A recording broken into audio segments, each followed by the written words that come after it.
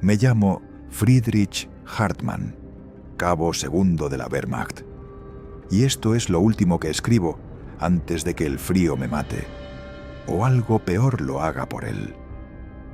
Hace 3 días, nuestro batallón recibió la orden de cruzar el bosque de pinos helados para flanquear una posición soviética. Perdimos a 12 hombres por la nieve, a 7 por francotiradores, y a los demás no quiero ni recordarlo.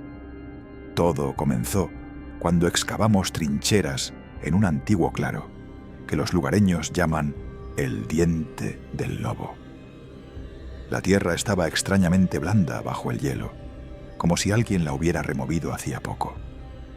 El teniente Klein dijo que no había tiempo para supersticiones. Cavamos. A 2 metros de profundidad, mi pala chocó contra una caja de madera negra, sellada con hierro y símbolos que no reconocí. Dentro había tierra rojiza y una libreta de cuero humano. La arrojé al fuego sin mirarla, pero el fuego no duró. Esa misma noche, Schumacher hizo guardia en el perímetro norte. A las 2 de la madrugada, oímos un grito ronco, extraño, que se cortó como con tijeras. Corrimos hacia allí. Schumacher estaba de pie, pero su uniforme colgaba vacío sobre sus hombros y su rostro. Dios mío, su rostro era una máscara de cera blanca, sin una gota de sangre. Tenía 2 perforaciones gemelas en el cuello, selladas por una costra negra que no coaguló. Klein dijo que había sido un animal. ¿Qué animal deja un cadáver exangüe en menos de 1 minuto? La segunda noche murió Becker, el artillero. Lo encontraron dentro de su propio puesto de ametralladora, abrazado al arma como un niño a un osito, con los ojos abiertos y cristalizados. Le faltaba toda la sangre. Y lo más aterrador, sonreía. El tercero fue Weber, el cocinero. Se había metido en la olla de sopa, completamente desnudo, con la piel arrugada y gris. No había una herida visible, pero los dientes se le habían caído. Cuando intentamos desertar, el cabo mayor Schröder nos apuntó con su Luger. Dijo que era un desertor, que el enemigo nos infiltraba con saboteadores. Esa misma noche, Schröder desapareció. Encontré su bigote recortado sobre mi manta y una nota escrita con algo que no era tinta. El batallón de la noche os saluda, camaradas. No disparéis. Abrid las venas. Ayer entendí la verdad. Mientras cavaba una tumba para 3 soldados más, el hielo se quebró bajo mi peso y caí a una cámara subterránea. Allí estaban ellos. No eran rusos ni demonios. Eran oficiales de las SS con capas negras, sentados alrededor de una mesa de piedra. Tenían los labios húmedos y los ojos rojos. El más alto levantó la cabeza y dijo, con la voz de Schröder: «Gracias por los aperitivos, Hartmann. El frío nos congela a todos, pero nosotros congelamos el hambre con vuestro aliento». Salí corriendo. Ahora escribo esto en un cráter de obús. Mis manos son azules y ya no siento las piernas, pero tengo la libreta de cuero humano. La última página dice: «Quien lea esto, no entierren a sus muertos. Los muertos bajo el permafrost nunca descansan. Y nosotros, los vampiros de la división Príncipe Eugenio, llevamos 3 siglos esperando una guerra para volver a comer». Oigo pasos en la nieve. No son soldados, son los que nunca mueren del todo. Si encuentran este texto, sepan que en el frente oriental no hay enemigo más terrible que el hambre, y que el hambre tiene dientes. Me llamo Pierre Duval, resistente francés, pero antes fui soldado de la Francia caída y ahora soy algo que ya no sé nombrar. Escucho los disparos lejanos de la artillería aliada al este y sé que la liberación está cerca, pero lo que guardo en este diario no lo leerá ningún historiador, sino algún desgraciado que tropiece con mis huesos en los sótanos del castillo de Marcoux.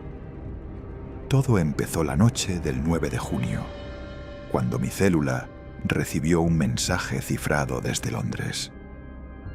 Los alemanes han retirado 2 compañías de las SS rumbo a un búnker subterráneo cerca de Sedan. Investiguen. Contiene algo que no debe llegar al frente del este. Éramos 5. Yo, Lucas el herrero, Simón la telegrafista, el viejo René y el joven Etienne, que apenas tenía 18 años y todavía creía en la gloria. Llegamos al castillo bajo una lluvia torrencial. Los centinelas alemanes estaban muertos antes de que los viéramos. No tenían heridas de bala. Sus cuellos parecían 2 bocas abiertas y sus ojos miraban un punto fijo en la nada. El búnker no era alemán, era mucho más antiguo. Las paredes rezumaban agua salobre, pero estábamos a 300 kilómetros del mar más cercano.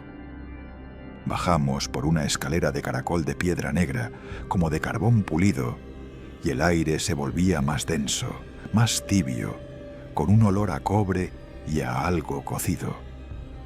A los 20 metros encontramos la primera fosa común. No eran judíos ni partisanos. Eran soldados alemanes, apilados como leña, sin una gota de sangre en sus uniformes desgarrados. Los vampiros ya habían llegado antes que nosotros. En el nivel más bajo, una galería se abría como una catedral invertida. Allí había mesas de operaciones, probetas de vidrio rotas y jaulas de acero del tamaño de un hombre. Simón reconoció los emblemas. Agnenerve, la rama oculta de las SS que buscaba armas sobrenaturales. Dentro de una jaula aún cerrada, un oficial alemán escribía en un cuaderno. No nos vio llegar. Tenía la garganta perforada y llevaba muerto 3 días, pero las manos seguían moviéndose, la pluma trazando fórmulas en alemán antiguo. El cuaderno decía: Proyecto Nacht, Gezeiten, mareas nocturnas. Hemos extraído especímenes de las catacumbas de Odessa. No necesitan respirar. Se alimentan de la presión.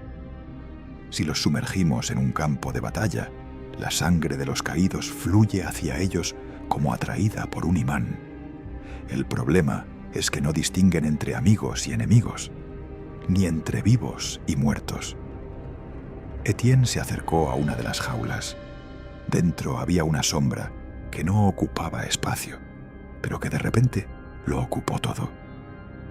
Lo oí gritar, y cuando encendimos las linternas, el chico estaba pegado al techo, boca abajo, con la columna vertebral aplastada pero aún moviéndose. Simón intentó ayudarlo y algo la golpeó desde el suelo. La última vez que vi su rostro, estaba hundiéndose lentamente en el fango que cubría el piso, como si el suelo tragara su sangre desde abajo. René y Lucas me empujaron hacia la escalera, pero Lucas tropezó y se llevó la linterna con él. En la oscuridad oí cómo sus huesos crujían, cómo René suplicaba en latín. Él era sacristán antes de la guerra, y cómo algo respondía con una voz grave que salía de 1000 bocas al mismo tiempo. No recen, aquí abajo, Dios es nuestra marea. Salí a la superficie cubierto de lodo, pero sentía que el lodo se movía bajo mi piel. Me arranqué la ropa y vi algo peor que un vampiro. Un gusano pálido, de 1 metro de largo. Me había entrado por el tobillo y ascendía hacia la pierna. Lo corté con mi navaja. El gusano emitió un chillido humano, el chillido de Etienne, y entonces comprendí que los alemanes no habían creado vampiros. Habían encontrado algo que los vampiros adoraban. Parásitos que drenan la vida desde dentro, que convierten a los muertos en esponjas. Ahora estoy escondido en un granero, con la pierna vendada y fiebre. El médico aliado que me encontró dijo que el gusano había puesto huevos. Siento bultos bajo la piel que se mueven cuando oscurece. He clavado estacas alrededor de mi cama, pero no es para vampiros, es para no levantarme mientras duermo. Porque sueño que camino hacia Sedan, que la tierra se abre y que la marea negra me llama con mi propio nombre. Si esto es la resistencia, prefiero haber muerto en Dunkerque.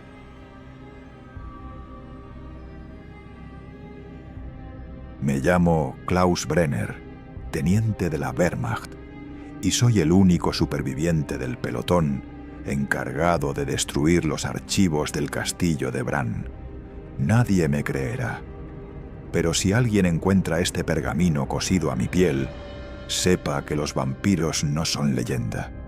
Son el error más antiguo de la naturaleza, y los nazis los despertaron para ganar una guerra que ya habíamos perdido. Llegamos el 27 de abril con órdenes del alto mando. Recuperar el ataúd de la sala de torturas y transportarlo a Berlín antes del 1 de mayo. El coronel Hoffmann, mi superior, nos explicó que el conde Vlad Draculea no era un mito. En 1942, una expedición de las SS había encontrado su esqueleto encadenado dentro de una cripta de plata. Le extrajeron el corazón y lo enviaron a un laboratorio en Peenemünde. Pero algo salió mal. El corazón seguía latiendo y los científicos empezaron a desaparecer, uno por uno, con las venas vacías. Hoffmann nos mostró una fotografía. El conde, en vida, tenía la mirada más triste que he visto jamás. El castillo estaba vacío cuando entramos, pero no del modo en que una ruina está vacía. Las telarañas eran demasiado viejas, el polvo demasiado profundo. Y sin embargo, en la chimenea del gran salón, las brasas aún estaban calientes. Subimos a la torre sur. Allí, en una urna de cristal blindado, reposaba el ataúd de roble negro, sellado con 7 candados de plata. Hoffmann ordenó a 4 hombres que lo cargaran. Mientras bajaban las escaleras, uno de ellos, el soldado Weber, resbaló sobre algo oscuro y pegajoso. Llevaba una semana sin llover dentro del castillo. El suelo estaba mojado de sangre fresca. Entonces oímos el canto. No era humano. Era una voz grave, como de un hombre ahogándose en miel, que salía de las paredes mismas. Decía en alemán antiguo: «Traidores que llevan mi corazón en una caja. ¿Creen que la plata me detiene? La plata solo me recuerda que fui humano». Weber empezó a convulsionar. Su boca se abrió más de lo posible y de su garganta brotó un enjambre de polillas negras, cada una con un rostro diminuto que gritaba. Hoffmann le disparó, pero las balas atravesaron a Weber como si fuera humo. El teniente cayó al suelo y empezó a disolverse, primero la carne, luego los huesos, hasta que solo quedó su uniforme vacío y 2 agujeros en el cuello que no habían estado allí un minuto antes. El canto se intensificó. Ahora sonaba una orquesta desafinada, a 100 voces de niños llorando bajo tierra. Mis hombres enloquecieron.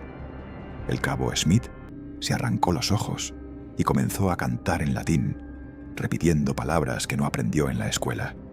Sanguis eius super nos, et super filios nostros. La sangre de él sobre nosotros y sobre nuestros hijos. Luego mordió su propia muñeca y se desangró sonriendo. El ataúd se abrió solo. Dentro no había cadáver.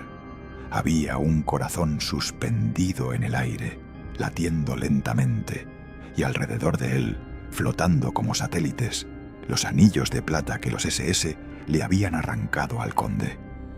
El corazón habló: «No soy un vampiro, soldado. Soy el castigo de los que entierran la historia. Los nazis me robaron el alma. Ahora yo robaré sus muertos». Corrí, no hacia abajo, sino hacia arriba, al campanario. Me encerré en una jaula de hierro que estuvo colgada allí desde el siglo XV. Por las grietas vi cómo el corazón llamaba a todos los caídos en la guerra. Cadáveres de soldados alemanes y soviéticos se levantaban en el valle, caminando en procesión hacia el castillo, con los cuellos perforados y los brazos extendidos. Eran cientos, miles, todos cantaban la misma canción. Hoy, 30 de abril, Oigo que Hitler ha muerto en Berlín. El corazón del conde se ha callado. Pero los muertos no se han ido. Merodean el bosque esperando. Yo no puedo bajar. Me quedan 3 cartuchos y un cuchillo de plata que encontré en la jaula. Si el corazón vuelve a hablar, lo usaré en mi propio cuello. No por miedo a convertirme en vampiro, por miedo a seguir cantando esa canción cuando ya no quede nadie que me escuche.